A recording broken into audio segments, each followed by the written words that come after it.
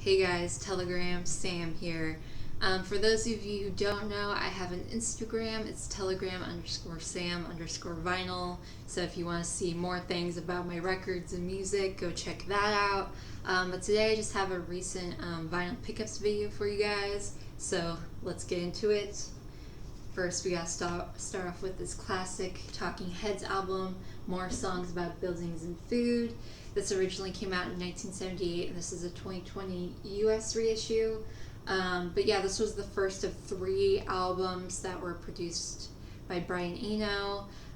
This was kind of considered their first, sort of dancey, mainstream album, considering their first album was very, avant-garde, new wave, post-punk sort of thing. But yeah, I love this album. It also features their first hit single, which was their cover of Al Green's Take Me to the River. I love their version of that song. It's great. And it just came on this translucent red vinyl with the reproduction yellow sire label. Next up, we got probably one of the greatest albums to come out of the 90s in the Seattle music scene. This is Above by Mad Season. This originally came out in 1995, and this is a 2013 European reissue, which was done by Music on Vinyl. It's on 2 108 gram records. First record is the remaster of the original album, and the second record is stuff they did with Mark Lanigan, and a few bonus tracks with Mark Lanigan. But I honestly think out of all the albums that came out of the whole Seattle 90s grunge music scene, this is the best one. This was released in 1995, and this, I know a lot of people consider this the last of the great grunge albums, but to me this isn't a grunge album. It's so much more than that.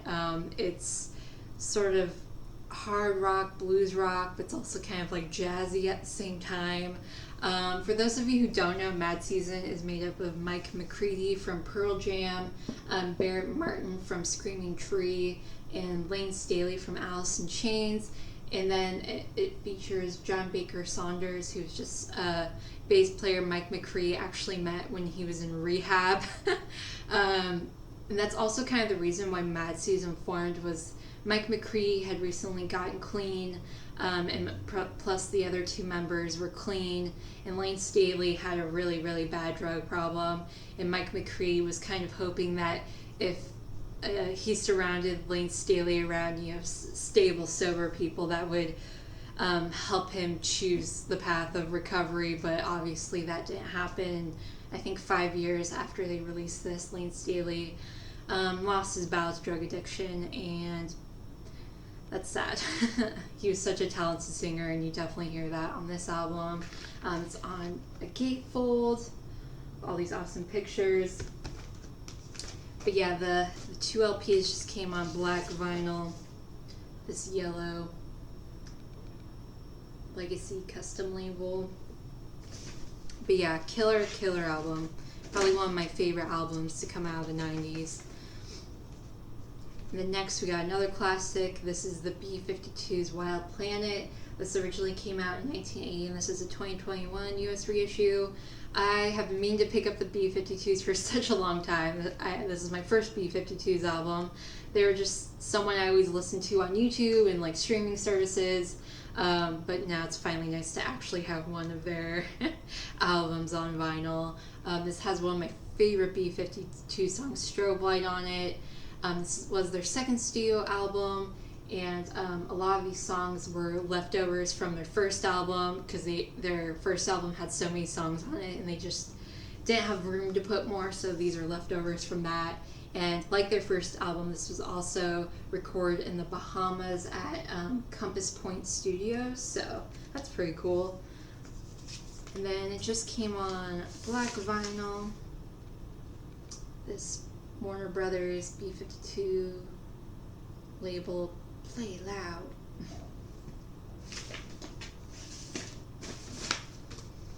And then next, I shared this on my Instagram. I got this really cool reissue of Young, Loud, and Snotty by the Dead Boys. I mean, this is just classic sort of New York late 70s punk rock. This originally came out in 1997, and this is a 2021 US reissue. This was their first studio album. I mean, there's just so many staple songs on here, like Sonic Reducer, What Love Is Not Anymore, Ain't Nothing to Do, Hey Little Girl, High Tension Wire.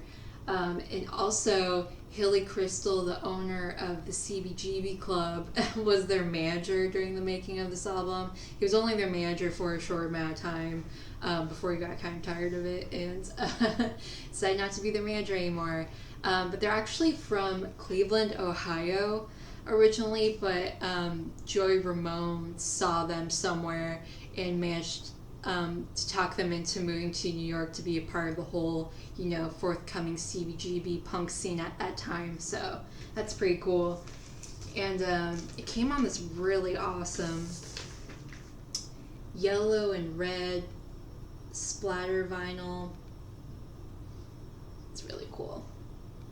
But Jackpot is doing like a series of reissues for this, and I think they're doing like 3 or 4 different vinyl color variants for this album. So, and then next we got some Mickey and the Stooges. Jesus Loves the Stooges. This was actually originally released in 2010, and this is a 2021 US reissue. This is just a comp of some stuff that was recorded during Raw Power that just didn't get released on Raw Power or get released on anything else. I actually have a 90s reissue of the 10-inch of Jesus Loves the Stooges done by Iggy Pop and James Williamson that has a couple songs that are also on this. This also has Johanna and Jesus Loves the Stooges.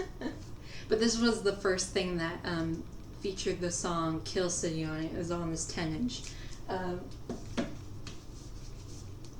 yeah, just this is mainly just like outtakes and stuff, and they do a killer cover of Purple Haze by Jimi Hendrix on this, so that's pretty cool.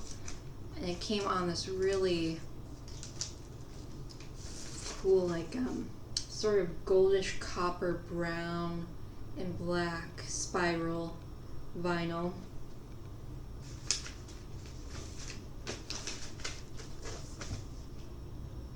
And then next we got Corridor of Faces by Lazy Smoke. This originally was released in 1968, and this is a 2016 US reissue. So the history behind this album. So Lazy Smoke was a garage psych pop band from Boston, Massachusetts. They were only together for 2 years. They did this album. They only pressed 500 records, and it sort of just gave them out to radio stations and music stores just to try to give themselves promotion, but it didn't really end up going anywhere, and they kind of just broke up shortly after. But this album ended up getting this sort of cult following among psych and garage vinyl collectors. This is a very sought after album. I think on Discogs the median price for one of the original 500 copies is around $2,500. But yeah, this is really cool. Experimental psych pop rock. I mean, I don't know if I paid $2,500 for an original copy, but I was happy to pay about $17 for a reissue. But yeah, it just came on this clear aquamarine vinyl with this Onyx label.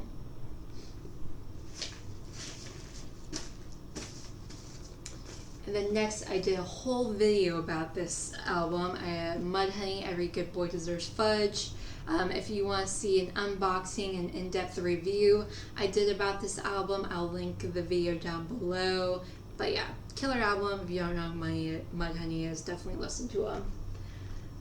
These next 5 albums are actually some VCLT I received from a lovely gentleman named Vic. He commented, or not commented, but he messaged me on Instagram when I started my Instagram, and he was like, hey, I love your channel, would love to send you some records. I was like, oh yeah, cool, sick, thinking he would only send me like one or two records, and he sent me 5 records, a couple of which I've been looking for such a long time and consider them grails, even though they're really not that expensive. But still so nice, so cool. Thank you so much, Vic. I'm going to send you your records soon, probably on Monday. So, but he sent me the Monkees Pisces, Aquarius, Capricorn, and Jones Limited. This is an original 1967 copy. I know this is one of Vic's favorite records, but yeah, this was the Monkees' 4th album, and this was their first album where they kind of had full control over their song choices, and they could actually play their instruments, which their record label actually forbid them to do on their previous albums. And then this is actually one of the first albums to feature a Moog synthesizer.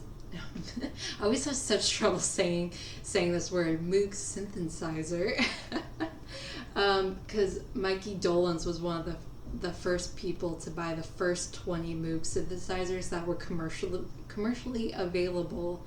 So that's cool. This also features Cuddly Toy, which was a song that Harry Nilsson wrote when he was just kind of a songwriter for I think Columbia Music at the time. So yeah, this album holds a lot of history, and this was kind of their dive into the psych pop thing that was happening during that time, and I really enjoyed it. So, and plus the only other Monkees album I had was an 80s comp, so it's really nice to actually have one of their studio albums. Just came on this Cool Gems label, black vinyl. And then next we got The Who's Greatest Hits. This originally came out in 1983, and this is a 2020 US reissue. The thing I like about this Greatest Hits album is that it obviously has obvious things like My Generation, Pinball Wizard, Love, Rain or Me, Who Are You? But it also features some things I wouldn't think would be on a Who's Greatest Hits record, like 515, Relay, My Wife, Anyhow, Anyway, Anyhow, Anywhere, and Squeeze Box, which is actually probably my favorite Who song. So yeah, it's a cool mix of obvious greatest hits and some more deeper cut things. So that's really cool. And this one just came on red vinyl with the Geffen label. I believe this colored vinyl was a Target exclusive thing. And then next, I have been looking for this record probably since I've been collecting records, so for 12 years. This is T-Rex's Electric Warrior. I screamed when I opened the box and saw this. Even reissues, for some reason, are just so hard for me to find. Even though I could easily order online, I'm just someone who loves finding things at record stores and supporting my local record stores. But this originally came out in 1971. This is a late 80s reissue, I think, from the label, which you will see. But yeah, great rock, glam. I love T-Rex, obviously. This is considered the first glam rock album, and this album really cemented what glam rock was supposed to be, and it's just such an influential album, and it's on this awesome gatefold with Mark lounging back. But you have Bang a Gong on here, Cosmic Dancer, Jeepster, Monolith, Lean Woman Blues, Planet Queen, Life's a Gas, The Motivator. I mean, this is just one of those albums where it's all killer, no filler. Every song on here is amazing. And it's just on black vinyl with, I would assume, a mid-80s, late 80s reprise label. I couldn't find a year anywhere, but that's what I'm assuming this is. And then next, another holy grail item for me is the Runaways Live in Japan. It's funny because I actually almost bought this online a couple of weeks ago because I was just having a mental breakdown because I could not find this anywhere. I was like, okay, I guess if I have to buy it online. But then I was like, I'll give it a couple months, and if nothing, then I'll buy it. But luckily, I don't have to do that now because Vic read my mind and knew exactly what I was missing this. But yeah, this originally came out in 1977, and this is a 2019 European reissue. I mean, you guys know, if you've seen any of my previous videos, I love the Runaways. I mean, they were killer hard rock, punk, all-girl, teenage girl group from the late 70s, and that album cover folds out to this awesome picture of them. This album was actually only originally released in Tokyo, or not Tokyo, but Japan, because that was the only place they really had a big fan base besides, the little fan base they had on the Sunset Strip in Hollywood where they were from. But yeah, this features all of their great songs from their first two albums, Queens of Noise, California Paradise, You Drive Me Wild, Neon Angels on the Road to Ruin. That's one of my all-time favorite songs ever. Cherry Bomb, American Nights, I mean, just amazing. And this is one of the best sounding live records I have in my collection. I'm assuming this was probably taken from the soundboard. But yeah, it is so crystal clear. It sounds like the Runaways are performing in my living room. This is just astounding.